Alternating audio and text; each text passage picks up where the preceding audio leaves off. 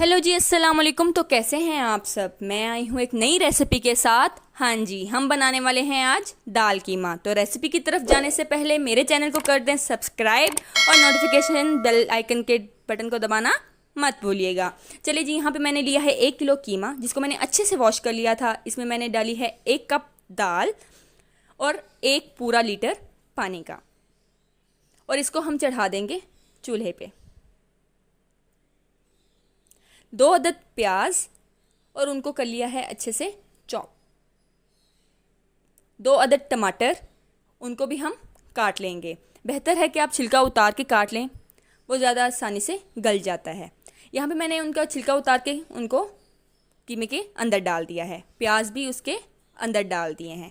यहाँ पे मैंने कर दिया है फ्लेम ऑन। हमने धीमी आंच पे इसको पकने देना है। कीमे के अंदर दाल मैंने इसलिए डाली है ताकि कीमे की यखनी में ही दाल गल जाए और दाल के अंदर कीमे का जायका आए। अब हम इसके अंदर डालेंगे बाकी मसाले।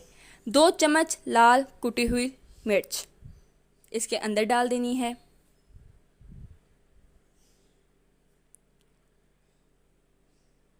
1 चम्मच धनिया पाउडर, चम्मच से अच्छे से हिला लेना है।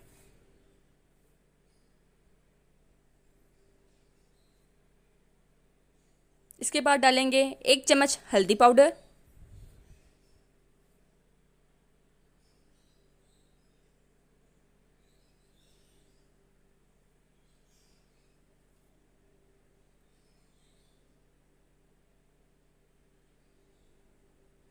1 चम्मच गरम मसाला पाउडर, 2 चम्मच अदरक लहसुन का पेस्ट,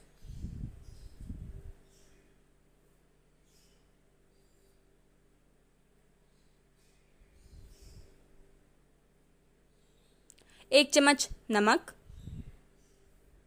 5-6 लाल कश्मीरी मिर्च।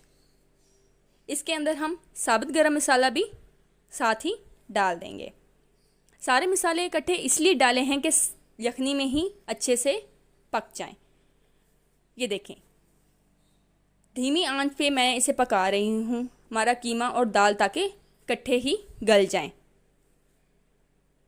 दाल को अलग से बॉईल करके बीच में डाला जाए तो उससे दाल के अंदर वो जायका नहीं आता जो कि कीमे की यखनी में पकी हुई दाल में आता है। यहाँ पे मैंने डाल दिए हैं 2 बड़े चमचे ऑयल के।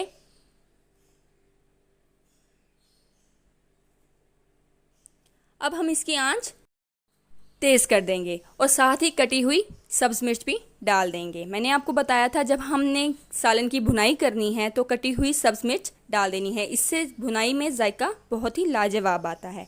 अब हमने आंच तेज़ कर देनी है और इसको अच्छे से भून लेना है।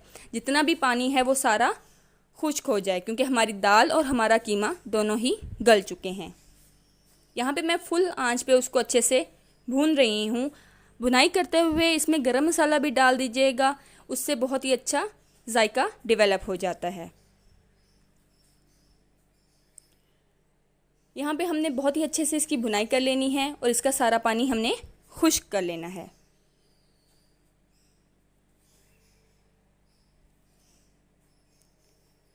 भुनाई हमारी बहुत ही बेहतरीन हो चुकी है, हमारा सारा पानी भी खुश्क हो चुका है। जैसे ही ऑयल ऊपर आ जाए इसका मतलब हमारा सालन तैयार हो चुका है। इसी के साथ इसकी गार्निशिंग कर दीजिएगा सब्ज़ मिर्च और धनिया के साथ। मेरी वीडियो पसंद आई हो तो चैनल को सब्सक्राइब करना मत भूलिएगा। Thank you so much.